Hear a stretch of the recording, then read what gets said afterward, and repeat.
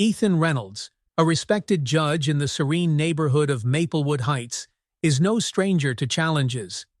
From a tough upbringing to earning his place in the justice system, he has spent his life rising above adversity. But one evening, a routine drive through his own neighborhood takes a shocking turn when he is stopped by the police and treated like a suspect.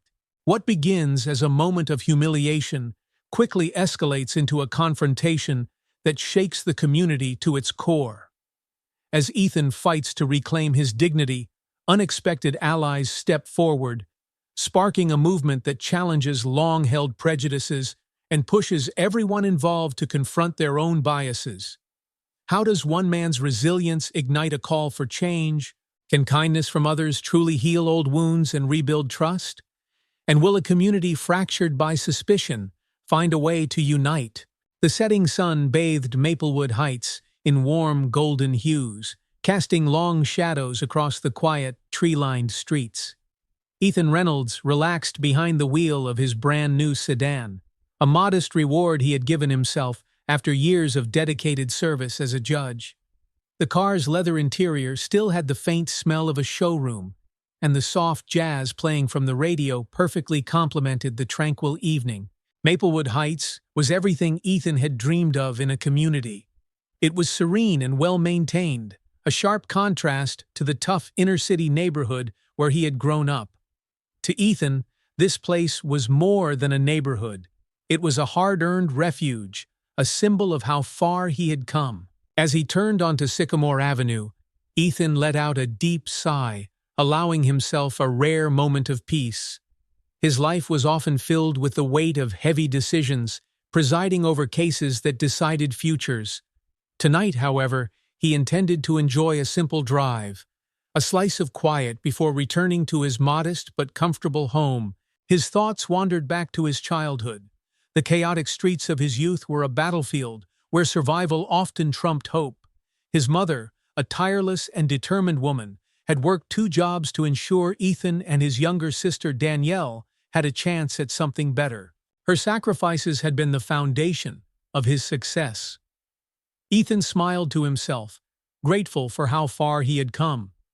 Yet, despite his achievements, the past had a way of creeping into his present, a reminder that no amount of success could entirely shield him from prejudice or misunderstanding. The sudden flash of red and blue lights in his rearview mirror jolted him out of his thoughts. A piercing siren followed, shattering the serenity of the moment. Ethan frowned in confusion. He was certain he had done nothing wrong. He was not speeding, his car was registered, and his insurance was current. Pulling over to the side of the road, Ethan parked carefully and lowered the volume on the radio. He kept his hands visible on the steering wheel, aware of the importance of composure in moments like this. His heart began to pound, not from fear, but from the rising frustration of facing another unnecessary confrontation. The patrol car stopped behind him, and a tall woman in a crisp uniform emerged. Her stern face was framed by short, blonde hair, and her name tag read, Officer Susan Harper. Ethan noted the determined stride with which she approached his car, her hand hovering near her hip holster. "License and registration," she ordered curtly, without preamble. Ethan complied, keeping his movements slow and deliberate. "Of course, officer," he replied evenly. As he handed over his documents, he added, "I am Judge Ethan Reynolds. Is there a reason you pulled me over?" Her eyes flicked to his documents, but her expression remained unchanged. "Step out of the vehicle," she demanded, her tone sharper this time. Ethan blinked, taken aback by the command. "Officer, I do not understand. May I know the reason for this request?" "Step out of the vehicle immediately," Harper repeated, her voice rising slightly. Ethan inhaled deeply, steadying himself. He had heard countless stories like this and knew the importance of staying calm. Slowly, he opened the door and stepped out, the flashing lights from the patrol car casting his shadow long and distorted on the pavement. As he stood, Ethan could see movement from nearby homes.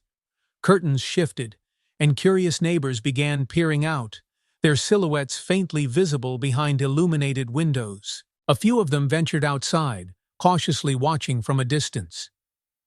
"This vehicle matches the description of a car reported stolen last week," Harper said coldly, her eyes scanning him with suspicion. Ethan felt a surge of indignation, but suppressed it. "Officer Harper," he began, his voice steady but firm. "This is my car. I purchased it recently. If you check the system, you will find all the details in order." Harper ignored his words. Instead, she called for backup, her radio crackling as she reported the situation. Moments later, another patrol car arrived, its headlights glaring as it stopped in front of Ethan's car. The new officer, Brian Mitchell, exchanged a few words with Harper before walking over to Ethan. Mitchell's demeanor was more neutral, but the tension in the air was palpable. "Search the vehicle," Harper ordered. Ethan's chest tightened. "This is unnecessary," he protested. "You have my documents, and I have explained who I am. Why do this in front of my neighbors?" "For safety," Harper replied flatly, her tone laced with thinly veiled skepticism. Mitchell opened the trunk and rummaged through its contents. To Ethan's shock, he pulled out a small black bag Ethan had never seen before. Mitchell unzipped it, revealing small packets of an unidentified substance. "Is this yours?" Harper asked, her eyes gleaming with triumph. Ethan's stomach dropped. "No, it is not," he said firmly. "I have no idea where that came from. Someone must have planted it." Harper smirked. "Quite the story," she said sarcastically. A voice from the gathering crowd interrupted the tense exchange. "This is Judge Reynolds," Linda Martinez called out, stepping forward. A retired schoolteacher and longtime resident of the neighborhood, Linda was a known advocate for community unity. Her silver hair glinted under the streetlights as she spoke with conviction. "I have known this man for years," she continued. "He is an upstanding member of this community, and I will not stand by and let you treat him like a criminal without cause." Ethan turned to Linda, a flicker of gratitude in his eyes.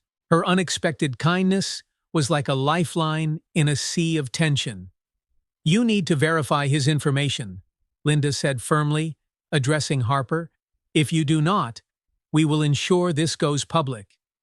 Harper hesitated, the weight of the growing crowd and their phone cameras clearly unnerving her. She exchanged a glance with Mitchell, who seemed less certain of their actions than before.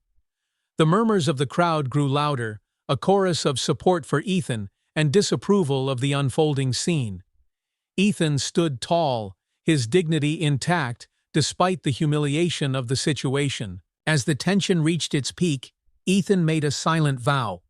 This moment, though painful, would not define him. Instead, he would use it as an opportunity to challenge the bias that continued to plague even the most peaceful corners of society. The chapter closes with Harper reluctantly radioing her superior, setting the stage for a confrontation that will ripple through the community and beyond. The faint hum of murmurs grew louder as more neighbors stepped out of their homes, drawn to the flashing red and blue lights illuminating the otherwise quiet street. Ethan stood by his car, his wrists beginning to ache from the cold handcuffs, yet his expression remained composed. The tension in the air was almost suffocating, but he knew he could not afford to let his frustration show. Linda Martinez, still standing defiantly in the street, turned toward the gathering crowd. "This is wrong," she said, her voice steady but filled with quiet anger. "This man is a respected judge, and they are treating him like a criminal. Someone has to say something." Her words sparked murmurs of agreement, and the small crowd began inching closer. Among them was Jake Rivers, a young tech-savvy resident known for his quick thinking and love of social media. He held his phone up, the red light indicating he was live-streaming the scene. "You're live, Judge Reynolds," Jake said, his voice carrying a mix of disbelief and determination.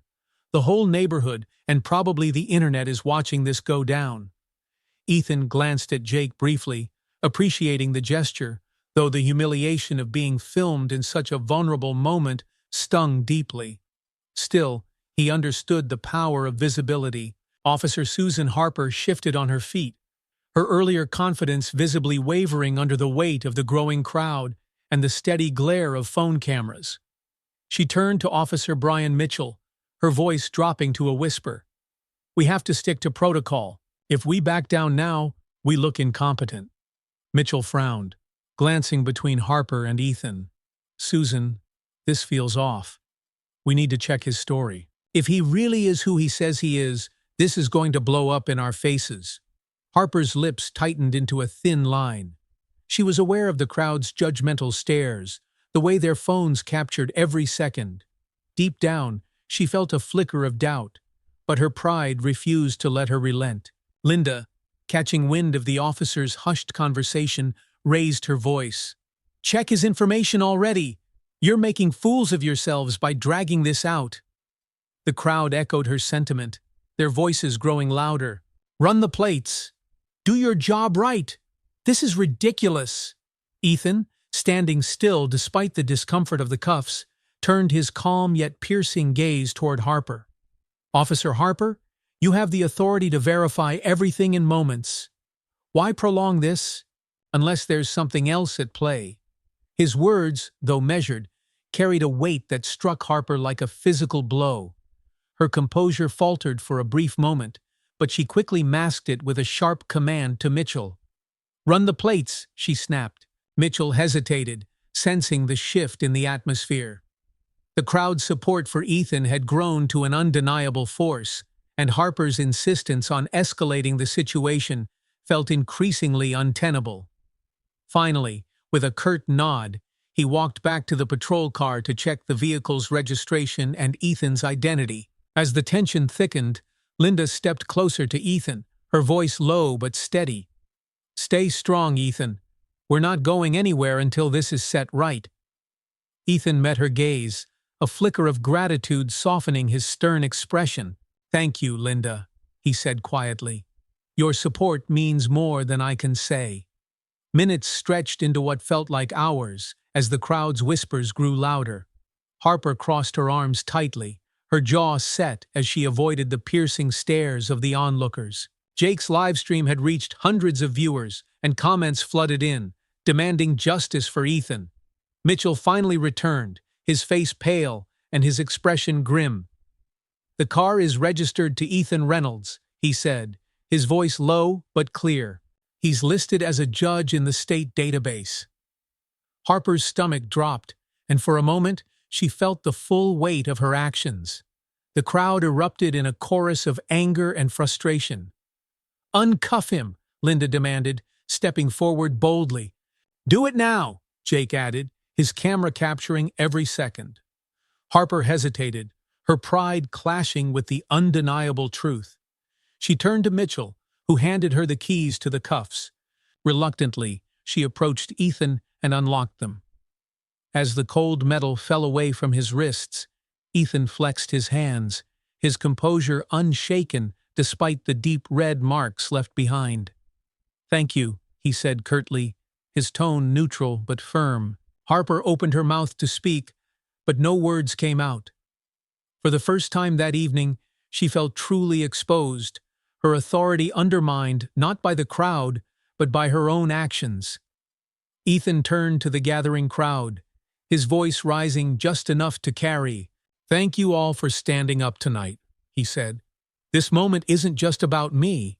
It's about ensuring this doesn't happen to anyone else. Your support matters more than you know." Linda stepped forward, placing a comforting hand on Ethan's arm. "We're with you, Ethan. This community stands behind you." The crowd cheered softly in agreement, their unity palpable. Jake lowered his phone, his live stream still running, but his attention fully on Ethan. "Judge Reynolds," Jake said earnestly, "what are you going to do next?" Ethan looked around, taking in the faces of his neighbors, the anger, the compassion, the hope. He drew a deep breath, steadying himself. "This isn't over," he said.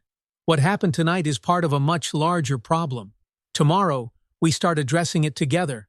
This neighborhood deserves better, and so does every community like it.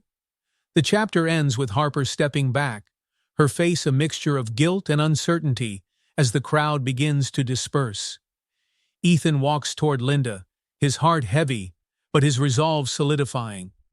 A battle has begun, not just for justice in his case, but for systemic change that will challenge the very fabric of Maplewood Heights.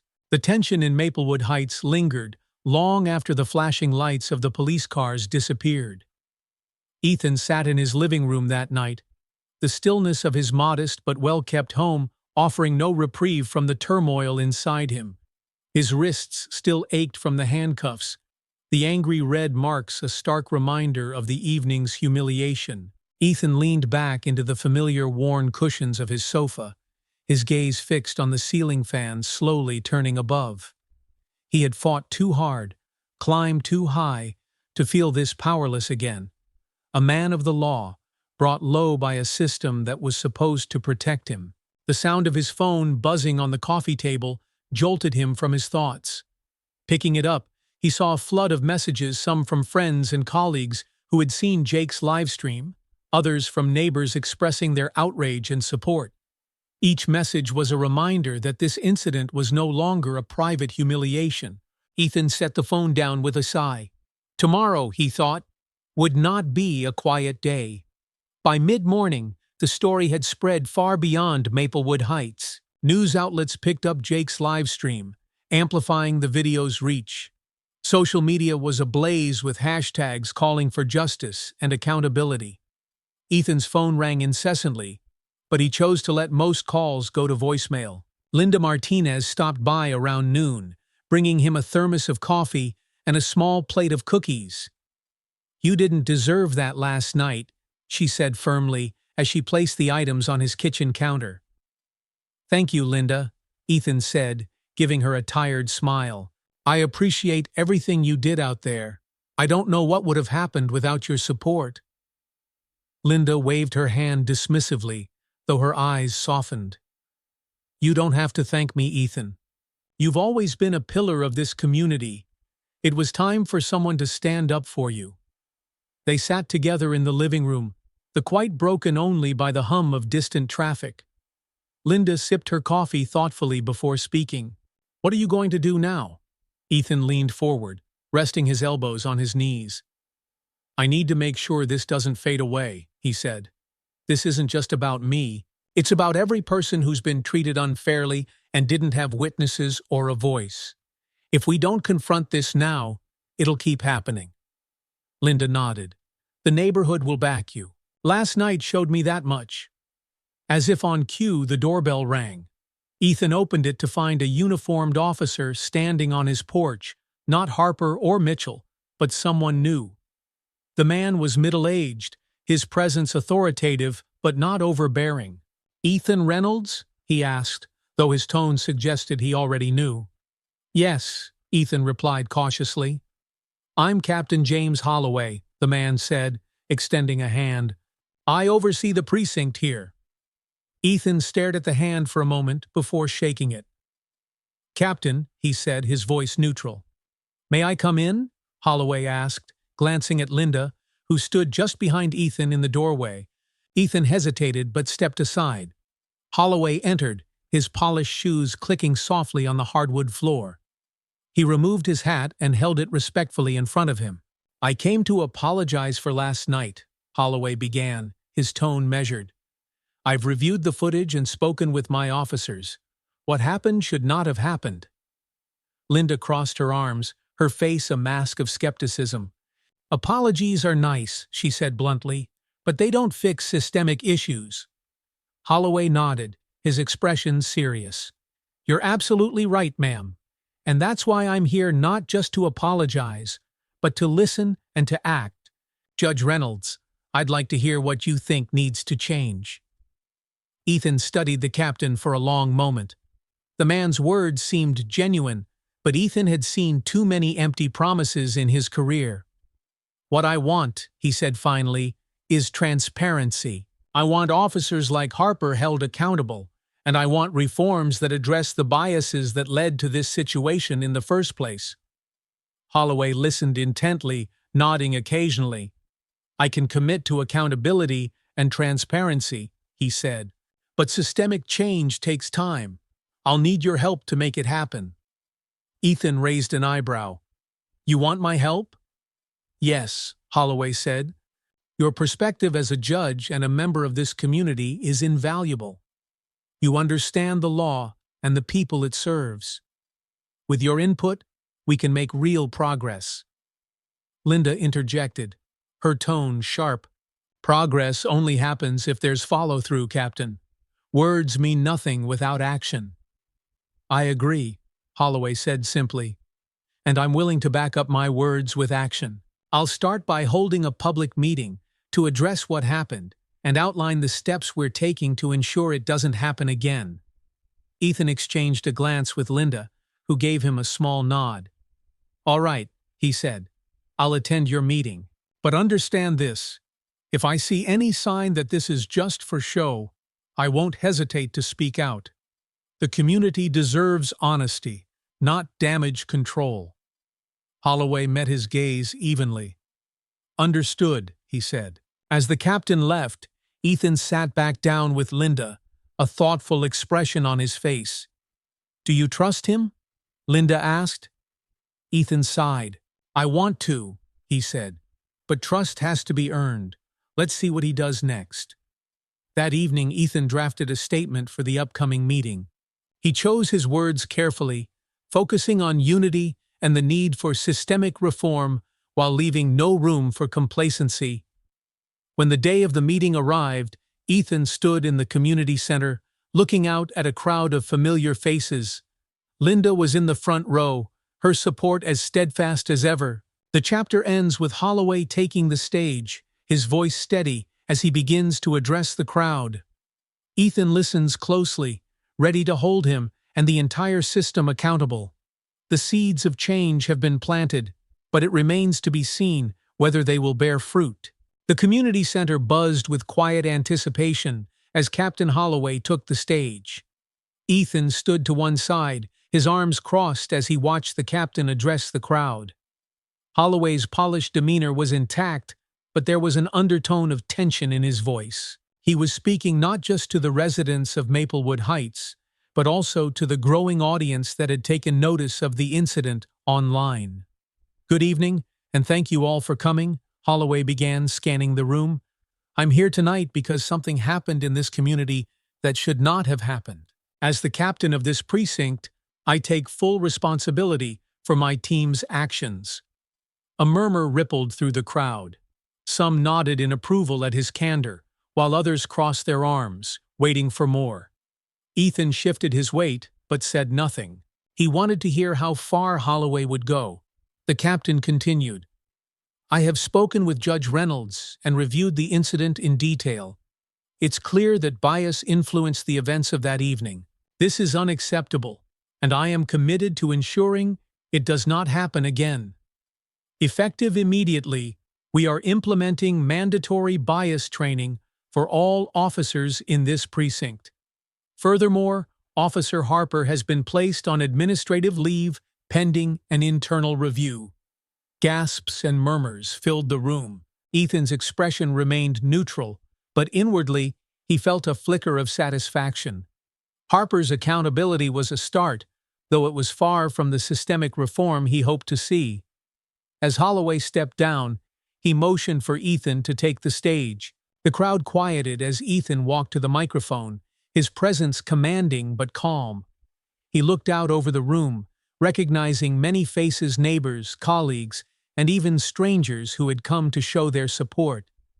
Thank you, Ethan began, his deep voice resonating in the room. Thank you for standing by me during a moment when I felt exposed and humiliated. But tonight is not about me. It is about us as a community and the values we want to uphold. He paused, letting his words sink in. What happened to me could happen to anyone, and that is what we must address. Bias, whether implicit or overt, undermines the trust we place in the systems meant to protect us. And without trust, those systems crumble. The crowd murmured in agreement. Ethan's gaze swept the room, his eyes landing briefly on Linda, who gave him a small nod of encouragement. As a judge, Ethan continued, I've seen firsthand how bias can taint justice, but I've also seen how communities can come together to create change. Maplewood Heights is better than what happened that night. Let's prove it by holding ourselves and our systems accountable. The crowd erupted in applause, a mixture of hope and determination filling the air. After the meeting, the room was abuzz with conversation. Neighbors approached Ethan to shake his hand or offer words of support. Among them was Linda, who had stood by him unwaveringly throughout the ordeal. "You were brilliant," Linda said, her voice filled with pride. "You've got this neighborhood fired up for change." Ethan smiled, but his expression was tinged with weariness. "It's a start, Linda, but there's still a long way to go." As the crowd began to thin, Ethan noticed a familiar figure lingering near the back of the room. Susan Harper stood with her hands clasped nervously in front of her, her usually stern demeanor replaced by something softer, an almost hesitant vulnerability. Ethan's first instinct was to walk away, but something in her expression stopped him. Instead, he approached her, his footsteps measured. "Officer Harper," he said evenly, his voice devoid of hostility, but not warm. She flinched slightly at the formality but held his gaze. "Judge Reynolds," she replied, her voice quieter than he had ever heard it. There was a long pause before she spoke again. "I came to apologize, not just for that night, but for everything." She glanced down, her fingers twisting the hem of her sleeve. "I've been doing a lot of thinking since then, and I realize now how much of my actions were shaped by fear. Fear I didn't even recognize." Ethan crossed his arms, watching her carefully. "Fear of what?" Harper exhaled deeply. "Fear of making a mistake, fear of losing control, and, if I'm being honest, fear of people who don't look like me." Her admission hung in the air, heavy and raw. Ethan studied her face, searching for signs of insincerity, but finding none. "I'm not asking for forgiveness," Harper continued, her voice trembling. "I don't deserve that, but I want to learn how to do better, and if there's any way I can help repair the damage I've done, I'm willing to try." Ethan remained silent, the weight of her words settling over him. He thought about the countless times he had been judged unfairly, the quiet indignities he had endured. And yet, here stood a woman who, for all her faults, was trying to confront her own biases. "Words are a start," Ethan said finally, "but actions matter more. If you're serious about change, prove it. Not to me, but to this community." Harper nodded, her expression a mixture of relief and determination. "I will," she said simply. As she left, Linda approached, having watched the exchange from a distance. "That was unexpected," she said cautiously. Ethan sighed, his gaze following Harper as she disappeared into the night. "Kindness is unexpected too, Linda, but maybe that's what makes it so powerful." The chapter ends with Ethan stepping outside the community center, the cool night air brushing against his face. Above, the stars glimmered faintly, as if reminding him that even in the darkest moments, light could still break through. The next morning, Ethan stood at the window of his living room, sipping coffee as the sun rose over Maplewood Heights. The events of the previous night lingered in his mind. The community meeting had been a success, but Ethan knew that progress would require more than applause and promises. The morning after the community forum, Ethan sat in his kitchen, sipping coffee as sunlight streamed through the window. The house felt quieter than usual, a stillness that allowed his mind to replay the events of the night before. The forum had been a step forward, but it was clear that the road ahead would require patience and determination. His phone buzzed on the counter, pulling him from his thoughts. The screen lit up with a number he didn't recognize. Ethan hesitated for a moment before answering. "Hello? Judge Reynolds, this is Susan Harper." Her voice was tentative but steady. Ethan straightened in his chair, surprised. "Officer Harper," he said, keeping his tone neutral. "What can I do for you?" "I wanted to thank you," she began, her words measured, "for allowing me to speak at the forum last night. It wasn't easy, but it opened my eyes to a lot of things I hadn't considered before." Ethan remained silent, waiting for her to continue. "I was hoping we could meet," Harper said after a pause. "I'd like to learn more from your perspective and figure out how I can contribute to the changes this community needs. If you're willing." Ethan's initial reaction was skepticism. Was this another attempt at damage control, or was she genuinely trying to make amends? He leaned back in his chair, considering her words. "I'll meet with you," he said finally, "but only if you're serious about listening and taking action." "I am," Harper replied, her voice firm. "Thank you, Judge Reynolds." They met later that afternoon at a small park on the edge of Maplewood Heights. It was a quiet space, dotted with benches and shaded by towering oak trees. Harper arrived first, her posture tense as she waited near a bench. Ethan approached, his stride deliberate. He was dressed casually, but his presence carried the same authority he commanded in the courtroom. Harper stood as he reached her, extending a hand. "Thank you for meeting me," she said. Ethan shook her hand briefly before sitting down. "What do you want to discuss?" Harper hesitated, her eyes scanning the park before she spoke. "Last night made me realize how little I've truly understood about the impact of my actions. I've been so focused on protocol and doing things by the book that I never stopped to consider the bigger picture." Ethan studied her, his expression unreadable. "And what is the bigger picture, in your view?" Harper looked down at her hands, clasped tightly in her lap. "That the systems we rely on to maintain order often fail the people they're supposed to serve, and that I've been a part of that failure." Her honesty caught Ethan off guard. He softened slightly but remained cautious. "Acknowledging the problem is the first step," he said. "But what do you plan to do about it?" "That's why I wanted to talk to you," Harper admitted. "I need guidance. I want to be part of the solution, but I don't know where to start." Ethan exhaled, leaning forward. "Start by educating yourself. Understand the history behind these issues. Talk to people in this community. Listen to their experiences, even when it's uncomfortable." Harper nodded, her expression thoughtful. "I've already signed up for an implicit bias training program, and I want to join the neighborhood council Linda is organizing." "Good," Ethan said. "But remember, this isn't about quick fixes. It's about consistent effort. People will be watching you, and your actions need to reflect your commitment." "I understand," Harper replied. She hesitated before adding, "Would you consider mentoring me? I know it's a lot to ask, but I could learn so much from your perspective." Ethan's first instinct was to decline. Mentoring Harper felt like a weight he wasn't sure he wanted to carry. But as he looked at her, he saw someone genuinely trying to change. Perhaps her journey could inspire others within the system to do the same. "I'll consider it," he said finally. Harper smiled, a hint of relief crossing her face. "Thank you." Over the next few weeks, Harper began attending the neighborhood council meetings Linda had organized. The council quickly became a focal point for the community's efforts to address systemic bias and build trust with law enforcement.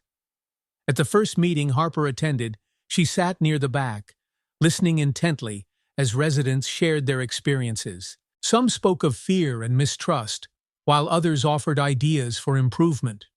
When it was her turn to speak, Harper stood, her voice steady but earnest. "I know I've lost the trust of this community, and I don't expect to regain it overnight. But I'm here to listen, to learn, and to work toward change." Her words were met with a mix of nods and skeptical glances, but Ethan noticed a shift in the room. The fact that Harper had shown up, willing to face the criticism head-on, was a step in the right direction. One evening, after a particularly heated council meeting, Harper approached Ethan as he was leaving the community center. "Judge Reynolds," she called out, jogging to catch up with him. Ethan, he corrected. She smiled faintly. Ethan, I just wanted to say thank you again. This process has been challenging, but it's also been eye-opening. Ethan nodded. Change is never easy, but it's worth the effort. They walked together in silence for a moment before Harper spoke again. I've started keeping a journal, she said, documenting my experiences, the conversations I've had, and the things I've learned. It helps me process everything. That's a good habit, Ethan said. Reflection is key to growth. Harper hesitated before asking, do you ever feel like the weight of it all is too much? The responsibility, the expectations? Ethan stopped walking, turning to face her. Every day, he admitted. But I remind myself that the fight is bigger than me. It's about the people who come after us, the ones who deserve a better system than the one we inherited. Harper nodded, her eyes filled with a newfound respect. Thank you, Ethan, for everything. As she walked away, Ethan stood for a moment, watching her go. He felt the stirrings of something he hadn't allowed himself to feel in days. Hope. Perhaps Harper's transformation could be a catalyst for the change Maplewood Heights so desperately needed. The chapter ends with Ethan returning home, his resolve strengthened. The journey ahead would be long, but for the first time, he felt like he wasn't walking it alone. The neighborhood council was gaining momentum. What had begun as a few concerned residents gathering to address bias and accountability had grown into a structured initiative, with committees focused on education, outreach, and systemic reform. Ethan watched the progress with cautious optimism, knowing that success depended on sustained effort. Officer Susan Harper's transformation was one of the council's most surprising developments. She had gone from being a symbol of distrust to becoming a willing participant in the community's mission. Each week, she showed up early, listened attentively, and volunteered for tasks that placed her directly in the community's service. Ethan couldn't help but admire her persistence. At first, her presence had been met with cold skepticism, but over time, her actions began to shift perceptions. She joined Linda in organizing neighborhood events, attended workshops on bias and policing, and even started leading a youth outreach program to foster trust between local teens and the police force. One brisk Saturday morning, Ethan found himself walking toward the community center, where Harper had arranged a cleanup event in one of the neighborhood's neglected parks. He wasn't sure why he had decided to attend. Perhaps it was curiosity, or maybe a desire to see whether Harper's commitment was genuine. As he approached, he saw Harper kneeling in the dirt, pulling weeds alongside a group of teenagers. She wore a simple t-shirt and jeans, her uniform absent, and her laughter rang out as she joked with the kids. For a moment, Ethan paused, watching the scene unfold. "Judge Reynolds!" a voice called. Ethan turned to see Linda Martinez waving at him, holding a trash bag. "You came? I wasn't sure we'd see you here today." "I thought I'd stop by," Ethan replied, taking the bag she handed him. "Seems like a good turnout." "It is," Linda said, glancing toward Harper. "She's been working non-stop. I think she's starting to earn their trust." Ethan nodded, but said nothing. The cleanup effort lasted for hours, and by the time it ended, the park looked transformed. The once overgrown pathways were clear, the trash had been collected, and new flower beds lined the entrance. Harper stood at the center of the group, her face flushed from the effort, but glowing with pride. "Thank you all for coming out today," she said, addressing the volunteers. "This park belongs to all of us, and seeing it cared for like this is proof of what we can accomplish together." The group erupted in cheers and applause. Ethan noticed how the teenagers flocked to Harper afterward, joking and chatting with her as though the barriers that once existed between them had dissolved. Harper approached Ethan as the crowd began to disperse. "I wasn't sure you'd come," she said, offering a small smile. "I wanted to see how things were going," Ethan replied, his tone measured. "Looks like the event was a success." It was, Harper said, her smile widening. And I have you and Linda to thank for that. You've both pushed me to be better, even when it was uncomfortable. Ethan studied her for a moment before speaking. You've come a long way, Officer Harper. But you know as well as I do that this is just the beginning. I know, she said earnestly. But I'm ready for the long haul. In the weeks that followed, Harper's efforts expanded. She began working with Captain Holloway to draft proposals for new policing policies, including community oversight and transparent complaint processes. She also partnered with Linda to host monthly dialogues between residents and officers, where both sides could share their experiences and concerns. Ethan attended these dialogues, often serving as a mediator. He was struck by how open Harper had become, acknowledging the pain she had caused and working to rebuild trust. She didn't shy away from criticism, even when it was harsh, and her humility seemed to resonate with the community. One evening, after a particularly emotional dialogue, Harper approached Ethan as he packed up his notes. "I've been thinking about what you said," she began, her voice quiet. "What part?" Ethan asked, glancing at her. "That actions matter more than words," Harper replied. "I've tried to show the community that I'm serious about change, but I still feel like it's not enough. There's so much work to do." Ethan set his notes down, his expression softening. "Change doesn't happen overnight, Harper. It's a process, and as long as you stay committed, you'll make a difference." Harper nodded, her eyes filled with determination. "I won't stop. I owe it to this community and to myself to keep going." As the months passed, Harper's actions began to speak louder than her past mistakes. She spearheaded a mentorship program for young officers, focusing on empathy and de-escalation techniques. She also worked with Linda and the council to establish a neighborhood watch program, ensuring that residents felt empowered to take an active role in their safety. Ethan watched these developments with a mix of pride and cautious hope. He saw the ripple effects of Harper's efforts, how they inspired others in the precinct to examine their own biases and engage with the community. One day, as he walked through the park that had been cleaned months earlier, he saw Harper sitting on a bench, her journal opens on her lap. She looked up as he approached, smiling warmly. "Judge Reynolds," she said, closing the journal. "Ethan," he corrected, sitting down beside her. "Ethan," she repeated, her smile softening. "What brings you here?" "Just taking a walk," he said. "Looks like you've made this park your second office." Harper chuckled. "It's peaceful here, and it reminds me of what's possible when people come together." They sat in comfortable silence for a moment before Harper spoke again. "Do you think it's possible to truly make a difference? To fix a system as broken as this one?" Ethan looked at her, his gaze steady. "I wouldn't still be a judge if I didn't believe that. Change is hard, and it's slow, but it's possible. And it starts with people like you, people willing to confront their mistakes and do better." Harper nodded, her expression thoughtful.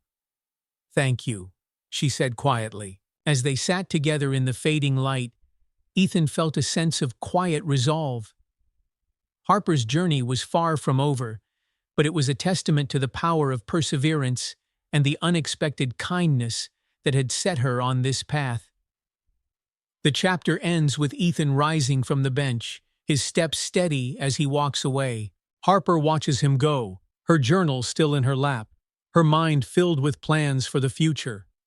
The park, once neglected, now stands as a symbol of renewal, a reminder that even the smallest acts of care can lead to lasting change. Ethan's routine had changed since the community forum and the ripple effect it had sparked. Each week brought new meetings, events, and moments of collaboration that continued to push the boundaries of what Maplewood Heights could achieve together. Despite his busy schedule, Ethan found these efforts invigorating. Change, though slow, was becoming tangible. One afternoon, Ethan sat in his office at the courthouse, reviewing case files. The hum of activity outside his door was a constant reminder of the weight his position carried. Yet, as he sifted through the day's docket, his mind drifted to the council's latest proposal, an initiative pairing community leaders with law enforcement to co-host workshops on bias and reconciliation. Harper had volunteered to lead one of the sessions, a bold move that surprised even Ethan. The thought of her reminded him of how far she had come and how far they both still had to go. He picked up his phone and sent her a brief message. "Ethan, let me know when you're free to discuss the workshop details. I'd like to help if I can." Her reply came almost instantly. "Harper, thank you. I'm free tomorrow morning. Can we meet at the park?" Ethan agreed, knowing the park had become a neutral space for their conversations, a place where progress often seemed more attainable. The next morning, the park was alive with activity. Children played on the swings, their laughter echoing through the crisp autumn air. Ethan arrived early, taking a moment to appreciate the transformation the neighborhood had achieved. Harper soon appeared, carrying a messenger bag slung over her shoulder. She waved and approached with a tentative smile. "Morning," she said, her breath visible in the cool air. "Morning," Ethan replied, gesturing to a nearby bench. They sat together, the sounds of the park providing a gentle backdrop. Harper pulled a notebook from her bag, flipping through pages filled with notes and ideas. "I've been working on the outline for the workshop," she said, handing the notebook to Ethan. He scanned the pages, nodding thoughtfully. "This is a strong start," he said. "I like the emphasis on personal stories and interactive discussions. It makes the sessions more relatable." Harper smiled, relief evident on her face. "I was hoping you'd think so. I want the workshop to feel less like a lecture and more like a conversation, something that bridges the gap between officers and residents." Ethan closed the notebook and handed it back to her. "You're on the right track. But remember, vulnerability is key. If people don't feel like they're being heard or that the officers are being honest, those bridges won't hold." Harper nodded slowly, her gaze distant as she considered his words. "That's the part I'm most nervous about," she admitted. "What if people don't believe I'm sincere? What if they can't move past what I've done?" Ethan regarded her for a long moment. "Trust isn't built in a day, Harper.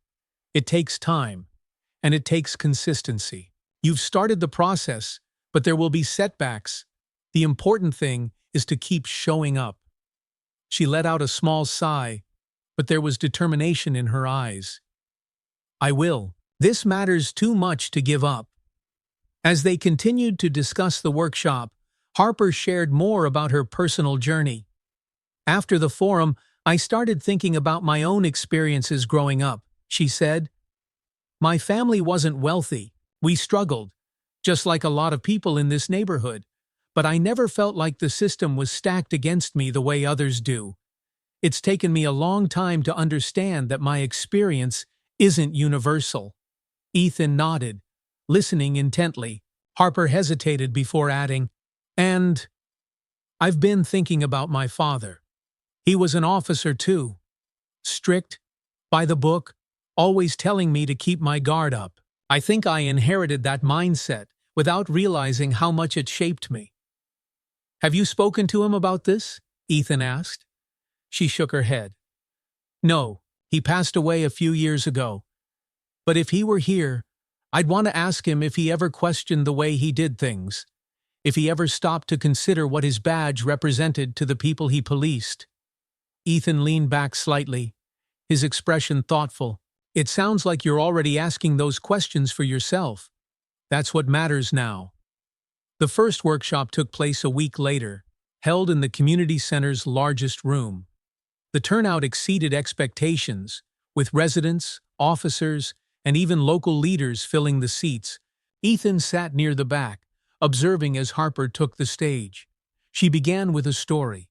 It wasn't about the incident with Ethan, but about a moment early in her career when she had made assumptions about a suspect that turned out to be completely wrong. She spoke openly about the shame she felt when she realized her mistake, and how it had taken years for her to confront the biases that had led her there.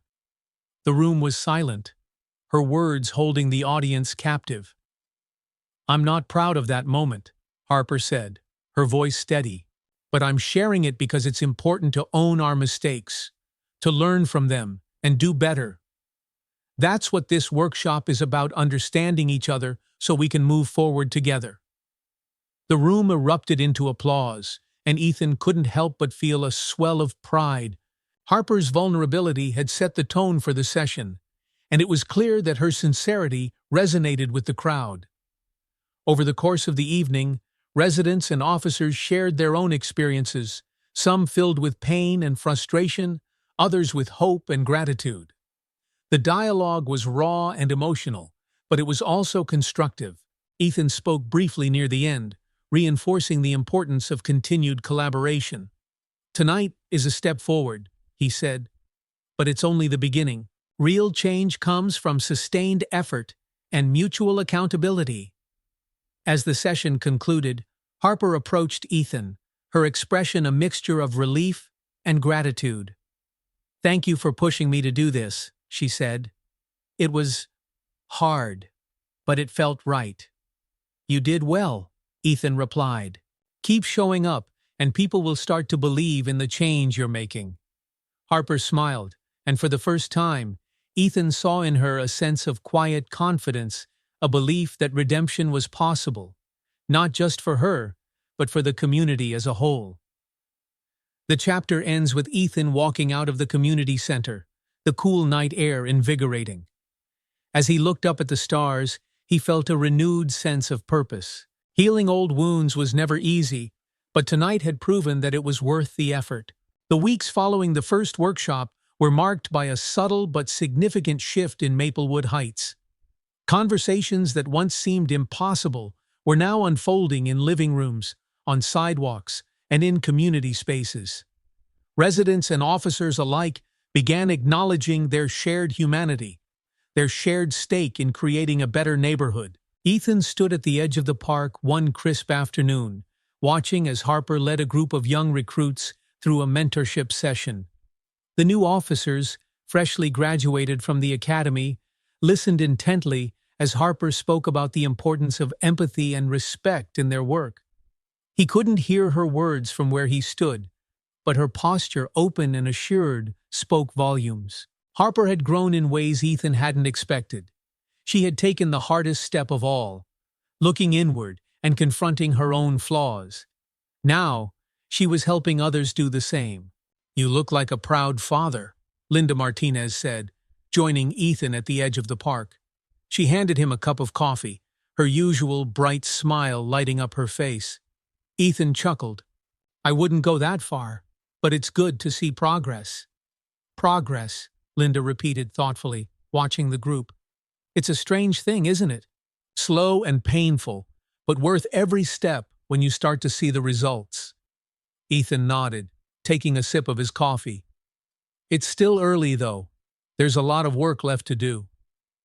"There always is," Linda replied. "But look at what's already changed. Harper's standing here, teaching those recruits to be better than she was. That's something I never thought I'd see." Ethan followed Linda's gaze. It was true. Harper's presence in the community had shifted from a source of tension to a symbol of possibility. Later that evening, Ethan attended a follow-up meeting of the neighborhood council. The room was filled with familiar faces, including Harper and Captain Holloway, who had become a regular participant. As the meeting progressed, the discussion turned to the broader implications of their work. One resident, a young woman named Clara, raised her hand.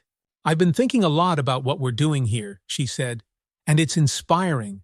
But how do we make sure this doesn't stop with us? How do we make it bigger?" The question hung in the air for a moment before Ethan spoke. "We start by sharing our story," he said. "What's happening in Maplewood Heights is unique, but it doesn't have to be. Other neighborhoods can learn from what we're building here, and the more people we involve, the stronger this movement becomes." Linda nodded in agreement.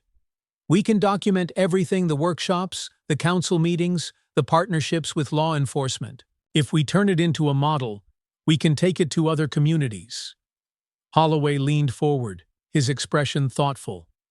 I can help with that. The department has connections with other precincts in the city. If we can show them the success of this initiative, it could spread.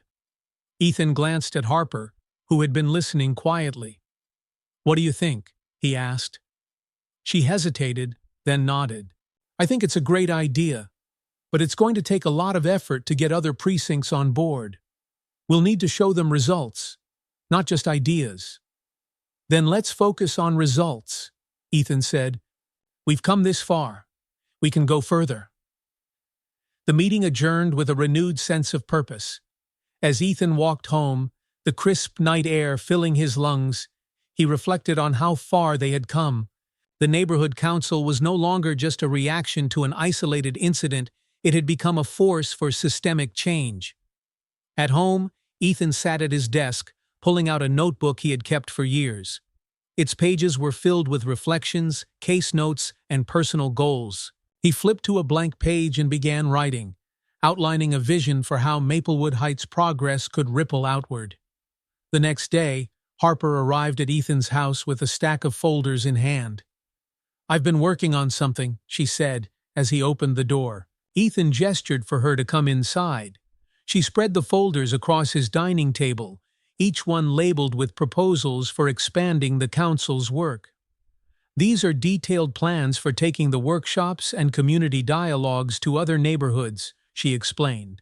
I've included timelines, resources, and even funding options.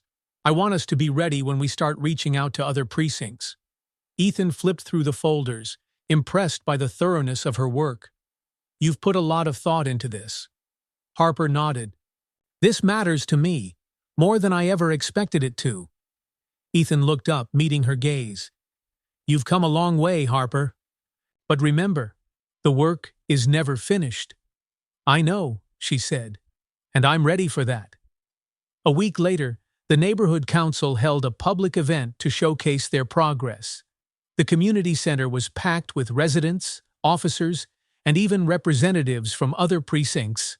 The energy in the room was palpable, a mix of pride and anticipation. Ethan spoke first, outlining the council's achievements and their plans for the future. Harper followed, sharing her personal journey and the lessons she had learned along the way. By the end of the event, several attendees approached the council with interest in bringing similar initiatives to their own neighborhoods. The spark that had ignited in Maplewood Heights was spreading. As the event wound down, Ethan stood outside the community center, watching as people lingered to talk and connect. Harper joined him, her expression both tired and hopeful. We did it, she said. Ethan smiled faintly. We started it. There's still more to do. Harper nodded. I'm ready. The chapter ends with Ethan looking out at the crowd, the warmth of their shared purpose washing over him. For the first time, he felt not just hope, but certainty that the work they had begun would continue to grow, fueled by resilience, kindness, and the determination to create lasting change. The morning of the first outreach workshop beyond Maplewood Heights dawned bright and clear. Ethan stood in front of his mirror, adjusting his tie as he prepared for the day. The council's work had finally begun expanding to other neighborhoods, and today marked their first effort to bring the initiative to a neighboring community known as Brookhaven. It wasn't lost on Ethan how far they had come since that fateful night when he'd been handcuffed on the street he called home. What began as a moment of humiliation had evolved into a movement of hope and renewal. Yet, as proud as he was of the progress they had made, he understood the stakes remained high. This was no time to rest on past successes. The sound of his phone buzzing pulled him from his thoughts. It was a message from Linda. Linda, we're all set at the venue. See you soon. Ethan smiled. Linda's energy had been a constant source of inspiration throughout this journey. He grabbed his jacket and stepped out into the cool morning air, feeling the faint hum of anticipation in his chest. The community center in Brookhaven was bustling by the time Ethan arrived. Volunteers were setting up chairs and arranging tables, while familiar faces from Maplewood Heights worked alongside local residents. Harper stood near the stage, directing the setup with a clipboard in hand. When she spotted Ethan, she waved him over. "We've got a good turnout," she said, glancing at the growing crowd.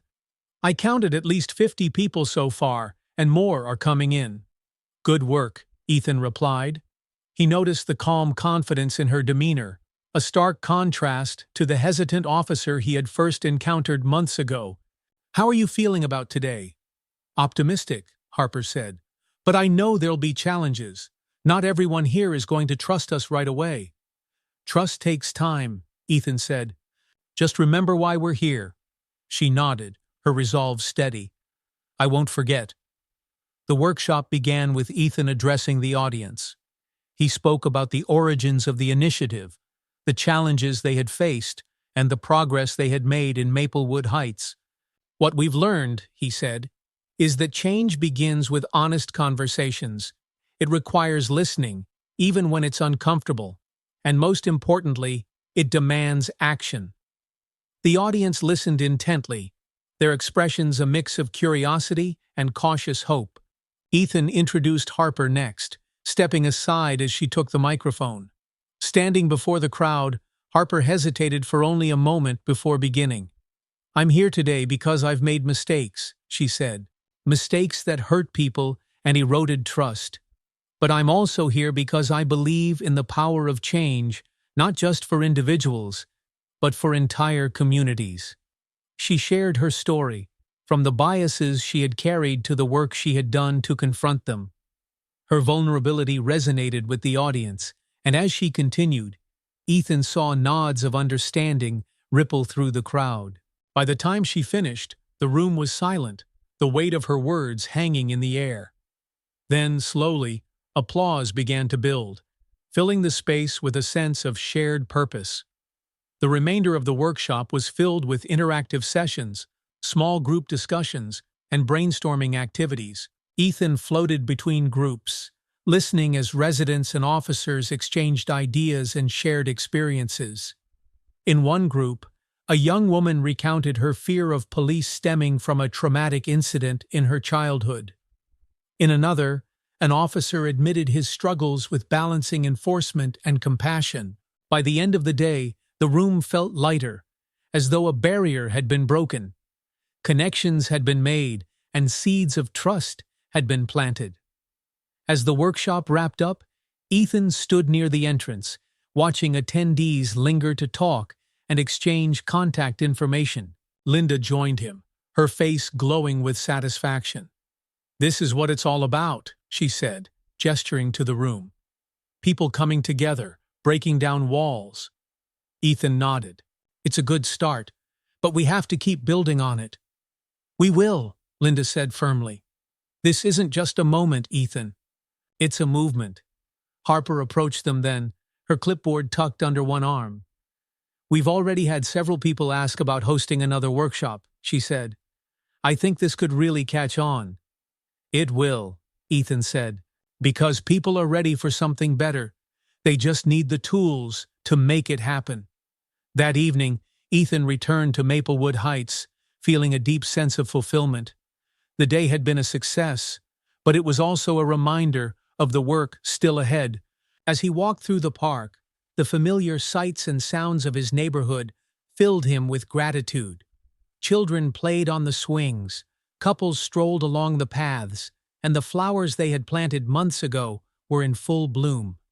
Ethan stopped at a bench near the center of the park, sitting down and gazing up at the darkening sky. He thought about the journey that had brought him here, the challenges, the moments of unexpected kindness, and the resilience that had carried him through.